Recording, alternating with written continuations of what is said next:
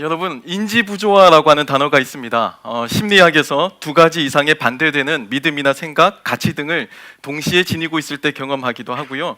아니면 기존에 가지고 있었던 것과 반대되는 어떤 새로운 정보를 접했을 때 개인이 받는 정신적인 스트레스나 불편한 경험 등을 표현하는 용어입니다. 보통 자신의 신념이나 어떤 그 가치관이 위협을 받을 때 이를 보호하기 위한 방어 기제로서 등장하기도 합니다. 보통 사이비 종교 집단에서 주로 발견되는데요. 사이비 종교 집단의 치부가 드러나게 되고 마침내 그것이 거짓임이 밝혀지더라도 끝내 이를 받아들이지 못하고 부정하는 겁니다. 오히려 더 열정적으로 그것을 저항하는 모습을 그 사이비 종교 집단의 모습에서 발견할 수가 있죠. 자신이 틀렸다는 것을 인정하는 것이 그만큼 힘들다는 겁니다. 내가 그동안 믿어왔던 그 신념과 가치 체계, 그것이 무너진다는 것을 감당한다는 게 참 쉽지가 않죠. 또한 해리성 정체성 장애라고 하는 용어도 있습니다. 여러분에게는 아마 이중인격 또는 다중인격이라는 말로 더 잘 알려져 있는 용어라고 할 수 있는데요. 한 사람임에도 불구하고 여러 다른 인격이 존재한다는 것처럼 보인다는 겁니다. 마치 영화에서나 나올 법한 그러한 단어들이긴 하지만 저는 이러한 단어들을 세상 그 어떤 곳에서도 아닌 교회에서 자주 목격하고 또 교회에서 저는 자주 경험하고 있습니다. 말씀대로 살려고 작정하지만 우리의 삶은 만만치가 않죠. 말씀에 합당한 삶을 살아야만 하는데 그럴 수 없는 불가능한 현실을 직면하게 될 때 우리는 불편한 인지부조화의 경험을 가지게 됩니다. 하나님의 말씀이 그 순간 비현실적으로 변하게 되는 겁니다. 하나님의 말씀대로 이 세상에서 살 수 없다는 것만을 깨닫게 되는 거죠. 하나님의 말씀이 틀렸든지 아니면 내 생활이 잘못되었든지 둘 중 하나임에도 불구하고 우리는 이 두 가지를 동시에 아주 불편하게 다중인격처럼 공존시키고 있습니다. 그래도요, 처음에는 이 인지부조화가 불편하게는 느껴집니다. 하지만 조금만 지나면 면역이 생기고요, 또 조금만 지나면 어느샌가 적응이 되어서 처음에 느꼈던 그 불편한 감각조차 사라지고 맙니다. 그래서 자크 라칸과 같은 학자는요, 이렇게 표현하기도 했는데요. 인간이 이 성경의 본문을 얼마든지 자신의 욕망의 대상으로 투영할 수 있음을 밝히기도 했습니다. 원래 성경의 메시지에서 원래 그 성경의 의미를 파악하는 것이 아니고요, 자신의 욕망의 대상으로, 자신의 욕망을 바라보는 하나의 렌즈로 성경을 읽는다라고 하는 겁니다. 이 정도 상태가 되면요, 이 교회 생활과 일반 사회 생활은 완벽하게 분리가 되는 수준에 이르게 됩니다. 인지 부조화의 상태를 넘어서서 이제는 무엇이 잘못되었는지, 아니 무엇이 불편한지조차 깨닫지 못하고 교회와 세상이 완벽하게 분리가 된 이중인격, 다중인격이 진행된 상태에 이르게 되죠.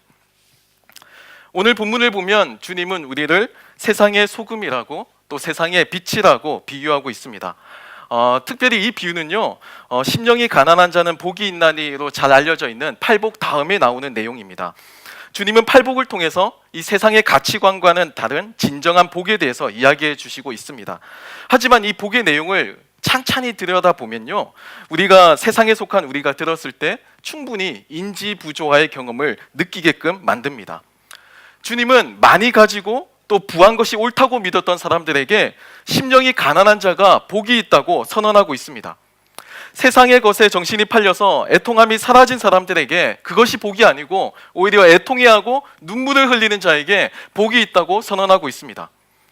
각자 도생하는 이 경쟁 사회를 살아가는 사람들에게 오히려 온유한 자가 복이 있다고 이야기하시고요, 의에 줄이고 목이 마른 자가 복이 있다고, 긍휼히 여기는 자가 복이 있다고 말씀하고 있습니다. 마음이 청결한 자, 화평하게 하는 자, 의를 위하여 박해를 받은 자가 복이 있다고 말씀하죠. 그것이 팔복의 내용입니다. 우리가 가지고 있는 복에 대한 가치관을 완전하게 전복시킨 다음에야 주님은 우리의 정체성을 그제서야 일깨워 주시고 계십니다. 너희는 세상의 빛이다. 너희는 세상의 소금이다. 소확행이라고 하는 단어 아시나요? 소소하지만 확실한 행복이라고 하는 뜻을 가지고 있습니다. 무라카미 하루키의 수필집에서 처음 나온 용어라고 하는데요, 바쁜 현대사회의 정신적인 스트레스나 상대적인 박탈감을 비록 작지만 나에게 있어서 확실한 행복을 찾는 것으로 대체하려는 심리를 담고 있습니다. 과거의 행복은요, 거대하고 거창한 곳에 존재했습니다. 비록 불확실하긴 했지만요. 지금 힘들다고 할지라도 참고 견디게 되면, 뭐 나중에 승진하고 또 나중에 학위 받고, 뭐 나중에 집 사고 땅 사면 언젠가 그때가 되면 행복할 거다라고 하는 막연한 기대감이 있었다라는 겁니다. 과거 세대의 거대하지만 불확실한 행복이었죠. 하지만 오늘의 현대인들에게 이 거대하고 불확실한 행복은요, 더 이상 이 현재의 삶을 담보 잡을 수 없게 되었습니다. 우리가 살아보니까 이 부모 세대, 과거의 기성세대, 선배 세대의 삶을 지켜보니까 그 막연하게 존재한다고 믿었던 그 과거의 불확실한 거대한 행복은 없다는 것을 알게 된 거죠. 너무도 많은 불확실성이 이 시대를 휘어잡고 있습니다. 그래서 사람들은요, 확실한 것을 찾기 시작합니다. 작지만 나에게 의미가 있고, 또 작지만 나에게 소중하고, 작지만 나에게 가치가 있는 행복을 찾기 시작했죠. 그리고 그 행복에 자신의 삶을 투자하기 시작했습니다. 바쁜 오후에 마시는 따뜻한 차 한 잔에 소확행을 누리기도 하고요. 내가 좋아하는 향수를 뿌리고, 또 내가 좋아하는 옷을 입고, 또 소확행을 누리기도 합니다. 그런데 직장인들 사이에서 유사하기는 하지만 소소하지만 확실한 다른 어떤 것이 유행하고 있다고 합니다. 이것을 소확횡이라고 부른다고 하는데요. 이것은 소소하지만 확실한 횡령이라는 뜻을 가지고 있습니다. 뭐 크고 거대한 것을 횡령하는 건 아니고요. 뭐 회사 탕비실에서 내가 먹지도 않는 믹스커피를 막 집어온다든지, 아니면 사무실에 있는 볼펜이나 막 딱풀을 막 계속 집어오는 겁니다. 이게 소확행이라고 하는데요. 단지 물건만이 아니고요, 시간도 그렇게 쓴다고 합니다. 어떤 직장인은 화장실을 가더라도요, 그 화장실을 알뜰하게 사용하기 위해서 업무 시간이 시작되어야지만 화장실을 간다고 합니다. 점심시간은 소중하니까요. 1분 1초라도 아껴서 써야 되잖아요. 전문가에 따르면 이는 직장에 대한 불만을 대놓고 이야기할 수 없으니까 소소하지만 확실하게 복수하려고 하는 심리에서 출발한다고 합니다. 즉 내가 이 직장에서 충분하게 존중받지 못하고 있고, 내가 이 직장에서 충분히 대우받고 있지 못함을 느낀다는 것이 이 문제의 핵심이라는 겁니다. 이 같은 사회 현상은 우리가 끊임없이 내가 효율적이고 또 내가 능력이 있다는 것을 보여주어야지만 살아남을 수 있는 경쟁 사회에 지쳐있는 현대인들을 보여주고 있습니다. 행복을 느낄 여유가 없는 지친 일상을 우리가 지금 살고 있다는 겁니다. 주님은 진정 행복한 삶, 진정 복이 있는 삶을 팔복을 통해서 먼저 선언하신 이후에 그제서야 우리의 정체성을 말씀하고 계십니다. 세상과 다른 복이 있는 삶, 세상과 다른 확실한 행복을 알지 않고는 결코 빛과 소금의 정체성을 이해할 수 없기 때문입니다. 많은 그리스도인들이 이 팔복의 내용을 그저 착하게 살라고 하는 윤리의 내용으로 이해하거나 아니면 좋은 교훈 정도로만 알고 있습니다. 하지만 이 팔복은요, 하나님 나라의 윤리적인 성격, 하나님 나라의 중심 주제라고 할 수가 있습니다. 복에 대한 기준이 이 세상에서 하나님의 기준으로 바뀌지 않고는 우리는 결코 오늘 본문의 이 빛과 소금의 비유를 이해할 수 없습니다.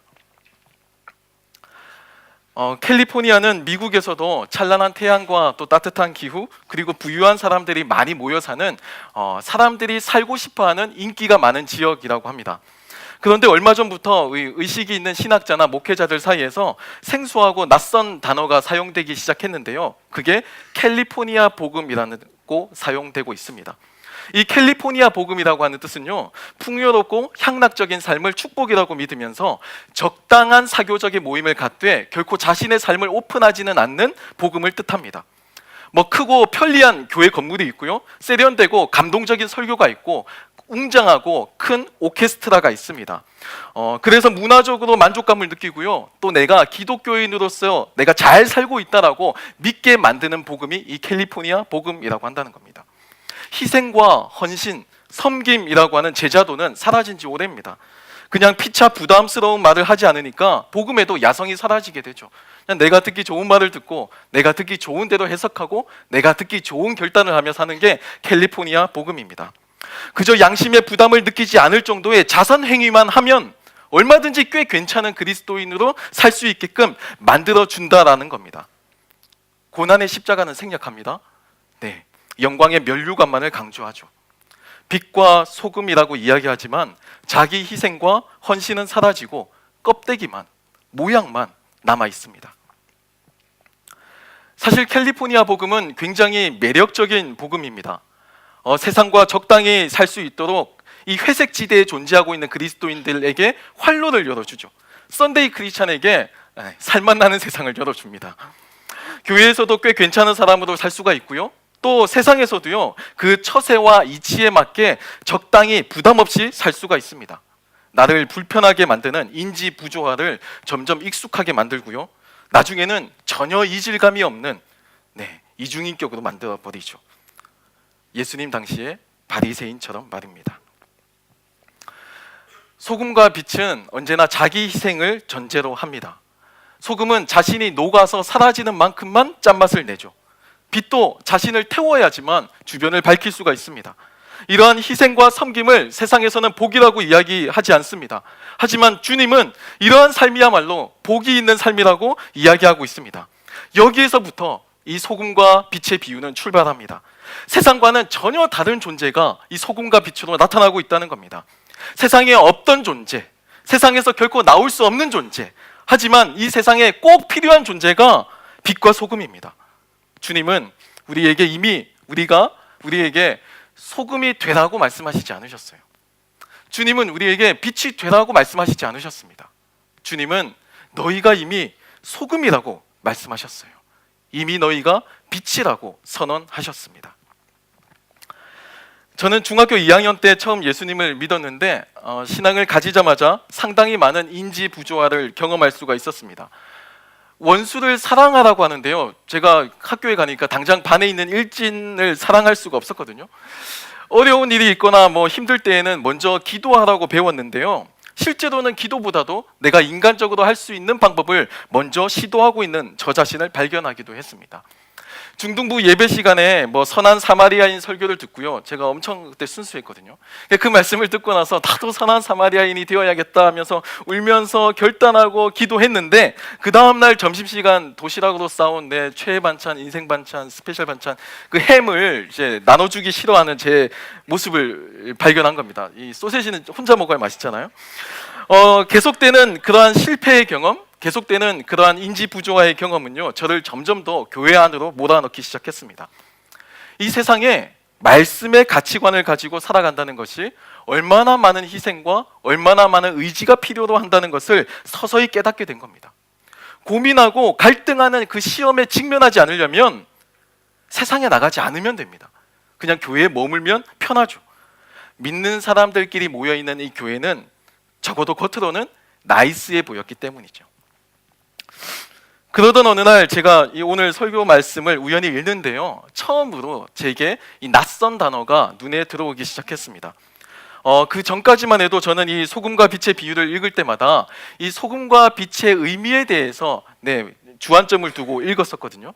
그런데 그날따라 이 소금과 빛이 아닌 그 앞에 표현되어 있는 단어가 눈에 들어오기 시작한 겁니다. 제가 자세히 보니까요, 그냥 소금이 아니에요. 세상의 소금이라고 되어 있습니다. 그냥 빛이 아닙니다. 세상의 빛이라고 되어 있는 겁니다. 주님은 그냥 소금이라고, 그냥 빛이라고 해도 될 것을 왜 굳이 세상의 소금이라고, 왜 굳이 세상의 빛이라고 두 번이나 강조하고 있을까요? 왜 그러셨을까요? 많은 사람들이 예수를 믿으면 신앙이 완성된 것으로 착각합니다. 하지만 예수를 믿는 것이 우리의 종착점이 아니죠. 우리의 출발점입니다. 대부분의 성경은요, 이미 예수를 믿고 있는 사람들을 위해서 우선적으로 쓰여졌습니다. 그리고 이 성경은요, 예수를 믿고 난 이후의 삶에 대해서 이야기하고 있습니다. 단순히 예수 믿는 것이 우리의 삶의 끝이라고 한다면 사실 지금 저와 여러분이 살고 있는 이 세상, 지금 살고 있는 이 신앙생활은 무의미하지요. 주님은 우리가 예수를 믿는 그 순간부터 이미 너희가 소금이 되었다고, 이미 너희가 빛이 되었다고 존재론적인 변화를 선언하고 있습니다. 그리고 우리가 소금이자 빛으로 있어야 할 곳은 세상이라고 말씀하고 계십니다. 그것은 우리가 예수를 믿고 난 이후에 우리에게 주어져 있는 과제, 우리에게 남겨져 있는 과제가 있다는 것을 의미합니다. 우리는 예수 믿고 단지 소금이 된 것에 만족해서는 안 됩니다. 우리는 단지 예수님을 믿고 단지 빛이 됐다는 것에 만족해서는 안 됩니다. 세상 속에서 이 소금과 빛의 역할을 감당할 의무와 책임이 주어져 있다는 것이죠. 제가 청년 시절에 옥탑방에서 자취를 한 적이 있습니다. 보통 남자 혼자 살면 지저분할 것 같다라고 하는 편견이 있는데요. 여러분의 기대와 같이 저도 참 지저분하게 살기는 살았던 것 같습니다. 근데 그래도 제가 나름대로는 깨끗하게 청소하고 살았거든요. 뭐 쓸고 닦고 그래도 적어도 눈에 보이는 부분만큼은 그래도 깨끗하게 산다고 자부하며 살았습니다. 근데 제 옥탑방 한쪽 벽면 자체가 거대한 창문으로 이렇게 구성되어 있었거든요. 그냥 한쪽 벽 자체가 그냥 창문이었습니다. 그래서 그냥 자고 일어나면 그 햇빛에 이렇게 얼굴이 타가지고요. 다음날 일어나면 사람들이 피서 갔다 왔냐고 막 이렇게 질문할 정도로 그렇게 큰 창문이 있었습니다. 어느 날처럼 자다가 이제 햇빛에 잠이 깨어서 막 뒤척이면서 멍하니 있고 있는데 평소에 깨끗해 보였던 그 방바닥에 먼지가 가득한 게 보이는 거예요. 그동안 보이지 않던 온갖 지저분한 것이 햇빛이 비추는 그 순간에 적나라하게 막 이렇게 드러나 보이더라는 겁니다. 저는 주님이 말씀하시는 이 세상의 빛이 이러한 역할이라고 믿습니다. 너무 일상적이고 평범해서 특별할 것 없는 존재지만 어느 날 세상의 이 온갖 지저분함을 고발하고 어두운 곳을 밝히 비추는 오직 빛만이 할 수 있는 그 역할을 주님께서 우리에게 기대하신다고 저는 믿습니다. 소금 역시 마찬가지입니다. 살균 효과와 함께 또 썩지 않는 방부제 역할도 감당하죠. 소금만 모여 있을 때는 결코 제 기능을 감당할 수 없습니다. 소금은 반드시 살균해야 하는 대상과 접촉해 있어야 합니다. 그래야 소금으로서의 역할을 감당할 수 있습니다. 소금은 썩지 않고 보존해야 하는 대상에 반드시 섞여 있어야만 합니다. 그래야 소금의 제 기능을 감당할 수가 있습니다. 세상에 없어서는 안 되는 그 귀한 존재로 주님은 저와 여러분을 불러주셨습니다. 사실 오늘날에는 이 소금이 그렇게 귀한 것은 아니지만 이 고대 사회에서 소금은 종종 화폐로도 사용이 되었다고 합니다. 뭐 로마 시대에는 군인이나 이 관료의 봉급을 소금으로 대신 지급한 기록도 남아 있고요. 마치 오늘날의 그 금본위제처럼 그 소금도 그렇게 귀한 가치를 인정받았습니다. 빛도 마찬가지입니다. 부자들이나 밤에 불을 밝힐 수가 있었죠. 세상에서 꼭 필요하고 귀한 것을 예수님은 그리스도인에 비유하며 말씀하고 계십니다. 그런데 오늘 본문을 보면 한 가지 이상한 점을 발견할 수가 있습니다. 예수님께서 상식 밖의 이야기를 하고 계십니다. 당연히 소금은 짜죠.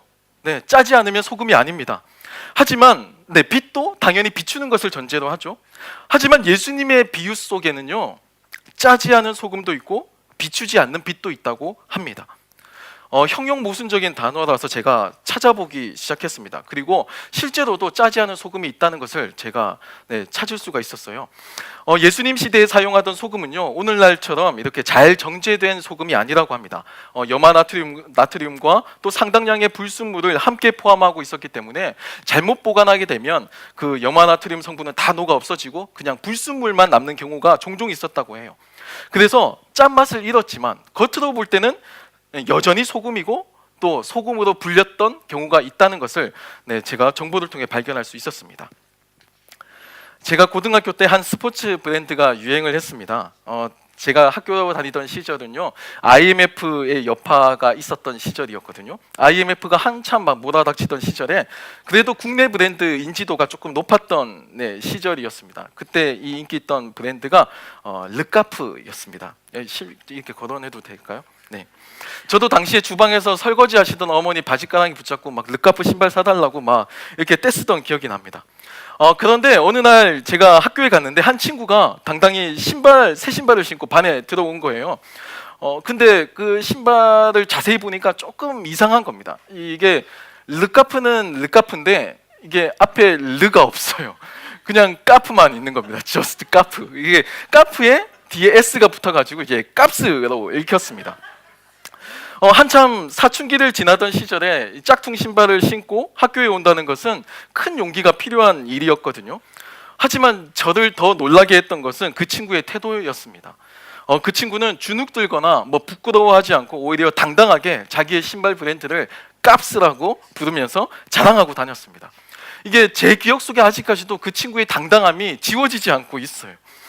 세상은 네가 먹는 것이 무엇인지에 대해서, 네가 입는 것이 무엇인지, 네가 타는 차가 무엇인지, 네가 사는 집이 몇 평인지가 너를 말해준다고 속이고 있습니다. 그것이 너의 정체성이라고 속이죠. 하지만 그것은 거짓말입니다. 소금은 소금의 원산지가 어딘지, 얼마나 비싼 가격에 팔리는지, 어떤 브랜드를 통해 판매되는지, 어떤 굵기의 소금인지, 어느 용도에 쓰이는지 전혀 상관없습니다. 소금에게 중요한 정체성은 짠맛을 내는 것이 그 정체성의 핵심입니다. 그게 진품입니다. 그리고 그게 정품입니다. 아무리 자연산 천일염이라고 광고를 하고 아무리 멋지게 포장을 해서 비싼 가격에 팔린다고 할지라도 짠맛을 내지 못하는 소금은 진품이 아닙니다. 그것은 가품입니다. 그것은 짝퉁입니다. 소금은 짠 것이 상식적입니다. 빛은 어두운 곳을 밝히 비추는 것이 상식적입니다. 하지만 우리는 비상식적인 세상을 살아갑니다. 비상식적인 신앙생활을 하고요, 형용 모순적인 삶을 살고 있습니다. 많은 사람들이 단지 내가 소금이 된 것에, 내가 빛이 된 것에 만족하며 살고 있습니다. 내가 얼마나 짠맛을 내고 있는지, 내가 얼마나 어두운 곳을 밝히 비추고 있는지에 대한 관심은 가지지 않고 있습니다. 내가 얼마나 겉으로 볼 때 소금 같아 보이는지, 내가 얼마나 겉으로 볼 때 빛 같아 보이는지에 관심을 가지고 있습니다. 하나님은 우리를 진품으로 만들어 주셨고 정품으로 불러주셨는데 우리는 가품처럼 살고 심지어 짝퉁처럼 행동하며 살기도 합니다. 태양을 정면으로 바라본 사람은요, 그 태양에 눈이 멀게 됩니다. 태양밖에 보이지 않게 되죠. 진짜 예수를 믿는다는 것은 이러한 삶을 의미합니다. 우리는 진짜 빛을 보았고 또 진짜 빛을 경험했지만 여전히 우리 주변에 많은 눈길과 세상의 가치 판단에 흔들리며 곁눈질하며 살고 있습니다. 태양을 보고 그 태양에 눈이 먼 사람이 아닌 여전히 세상과 저울질하며 인지부조하러, 세상과 저울질하며 이중인격적으로 진품이 아닌 가품으로 짝퉁 인생을 살고 있다는 겁니다. 예전에 어떤 목사님께서 그런 말씀을 하시더라고요. 말씀은 훈련하고 연습하는 거라고. 제게는 그 말이 참 신선하게 다가왔습니다. 왜냐하면 저는 말씀은 그저 믿는 것이라고 알고 있었거든요. 믿기만 하면 자동적으로 모든 것은 다 이루어질 줄 알았습니다. 인지부조화의 현상도 극복이 되고요, 또 내가 자동적으로 믿기만 하면 성화가 되고 변화가 되고 또 성령 충만해지고 내 삶도 바뀔 거라고 믿었습니다. 얼핏 보면 믿음 좋은 말 같지만 실제로는요, 이 말은 나는 아무런 희생도 할 준비가 되어 있지 않다는 겁니다. 나는 아무런 노력도 하지 않겠다는 교만한 말이기도 합니다. 그래야지만 내가 변화되지 못한 것은 하나님 책임이지 내 책임이 아니다라고 방어기제 삼을 수 있기 때문에 우리는 말씀을 훈련하고 연습하지 않습니다. 자동적으로 내가 바뀌기만을 기대하죠. 하지만 말씀은 훈련하는 겁니다. 훈련하고 연습하는 거예요. 짠맛을 잃은 소금이 다시금 짠맛을 회복하는 방법, 비추지 않는 빛이 다시금 빛을 비추는 방법은 내가 짜지 않다는 것, 내가 빛을 비추지 않는다는 것에 대한 인정에서부터 출발합니다. 고통스럽지만 하나님 앞에서 내가 어떤 모습인지 객관적으로 살펴보아야 합니다. 하나님과 대면하는 그 시간 속에서 우리는 다시 일어설 힘을 얻을 수 있습니다. 쉽지 않을 겁니다. 네, 아마 다시 또 실패할 수도 있습니다. 하지만 실패하더라도요, 우리는 끊임없이 연습하고 또 훈련해야 합니다. 짜지 않은 소금이 되지 않고 또 짠맛을 내는 상식적인 소금이 되기 위해서 또 연습하고 또 훈련해야 합니다. 그리고 그것이 그리스도인이 마땅히 추구해야 할 길이기도 합니다. 제가 김창옥 교수의 강연에서 그 동양과 서양의 문화의 차이를 이렇게 본 적이 있습니다. 어떤 큰 합창 대회에 동양 아이들과 서양 아이들이 이렇게 참여를 하게 되었다고 해요. 그런데 이 동양 아이들과 서양 아이들의 반응이 놀랍도록 이렇게 다르더라는 겁니다. 서양 아이들은요, 무대에 올라가기 전에 이렇게 이야기한다고 해요. 야, 마음껏 즐기자. 즐기고 오는 거야. 이렇게 이야기를 한다고 합니다. 근데 서양 아이들은 어떻게 이야기하냐면, 야, 우리 잘해야 돼. 실수하면 안 돼. 틀리면 안 돼? 뭐 이렇게 이야기한다고 해요. 무대를 마치고 내려온 이후에도 이 서양 아이들과 동양 아이들이 극명하게 나뉘는데요, 서양 아이들은 이렇게 이야기한다고 합니다. 마음껏 즐겼어? 재밌었어? 이렇게 이야기하는 반면에 동양 아이들은 나 안 틀렸지? 나 잘했지? 이렇게 이야기한다고 합니다. 실패를 두려워하면 말씀은 연습할 수 없습니다. 실패를 거듭하면서 말씀은 연습하게 되는 겁니다. 우리는 짠맛을 내기 위해 짜지 않은 상태를 고통스럽지만 거쳐야 할 때도 있습니다. 우리는 빛을 비추기 위해서 내가 빛을 비추지 못하고 있다는 사실을 고통스럽지만 직시해야 할 때도 있습니다.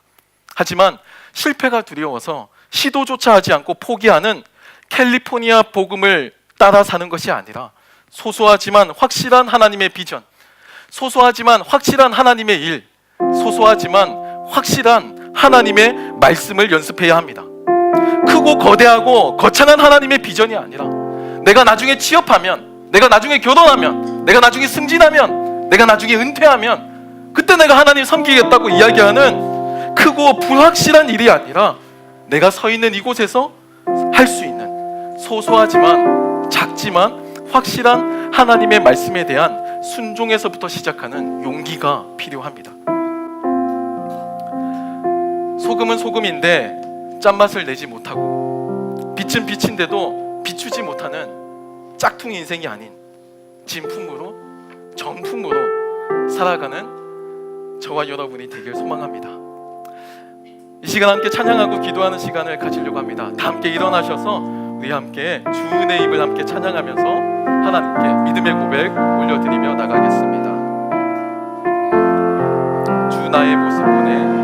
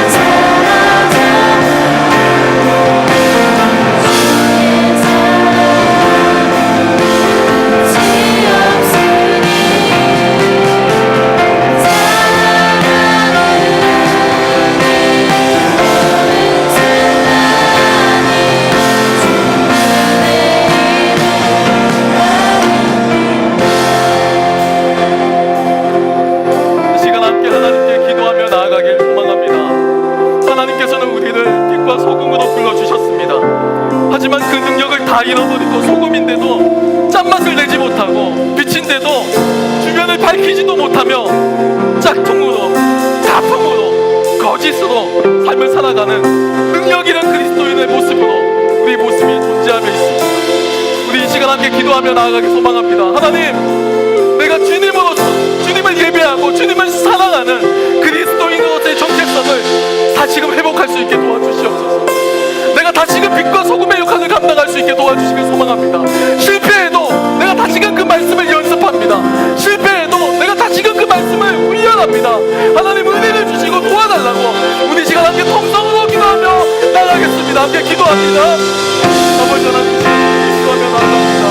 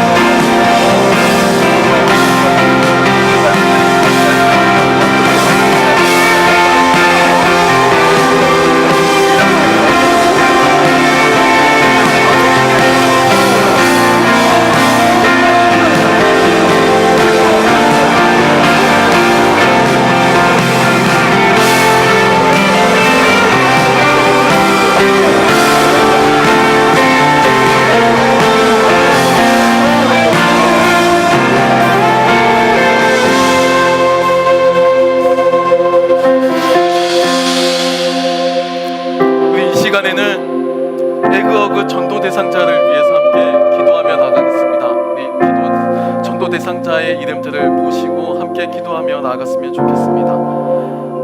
누군가의 간절한 기도 제목입니다. 하나님께서 만나주시기를, 하나님께서 만져주시기를, 하나님께서 구원하여 주시기를.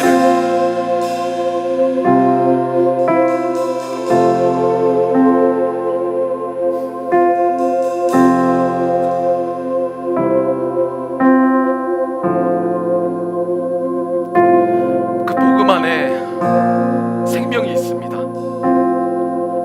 우리가 비록 가짜처럼 살지만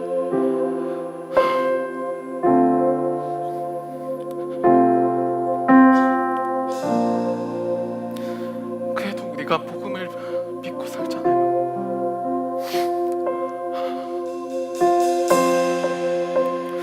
이 시간에 그리스도의 복음이 필요한 지체들을 위해서 함께 기도하며 나갑시다.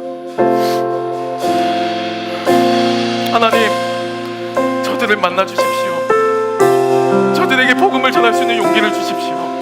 공동체를 만나게 하시고 예수를 믿고 구원받을 수 있는 은혜가 있게 하여 주십시오. 우리 시간 전도 대상자를 위해서 함께 기도하며 나가겠습니다. 함께 기도합니다.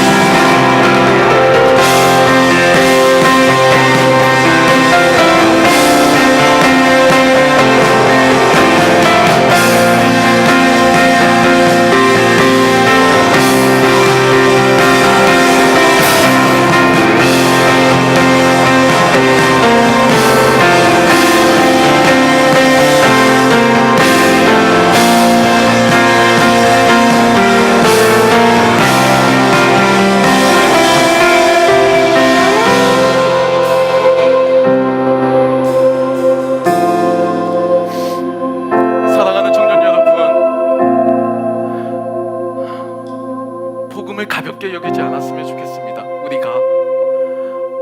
우리가 예수 믿는다는 것이 주님 안에서 화석화된 신앙이 아니라 그 십자가의 은혜로 살 수 있는 우리가 되길 소망합니다. 내가 녹아져야 될 부분이 있으면 기꺼이 녹을 수 있는 소금이 되길 축복합니다. 내가 비출 수 있는 그 어둠이 내 옆에 있다면 내가 그들을 밝히 비출 수 있는 빛이 되길 축복합니다. 기도하겠습니다. 하나님, 주님의 복음이 다시금 우리의 심장을 뛰게 하여 주십시오. 세상의 풍파에 찌들려서 종교 문화인으로 살아가지 않게 도와주십시오. 십자가 앞에 내 전 존재를 내려놓고 십자가 앞에서 거듭나고 십자가 앞에서 주님의 제자가 되고 따라가는 우리가 되게 도와주십시오. 가품으로 짝퉁으로 살지 않고 주님께서 값지게 불러주신 만큼 우리가 전신품으로 정품답게 살 수 있게 도와주십시오. 우리 작정한 많은 영혼들이 있습니다. 하나님 구원하여 주십시오. 주님 만나 주십시오. 누군가의 간절한 기도 제목을 주님 응답하여 주십시오. 그 영혼의 소중함을 우리가 잊지 못하고 살았다면 주님 불쌍히 여기시고 그들에게 주님의 사랑을 알게 도와주십시오.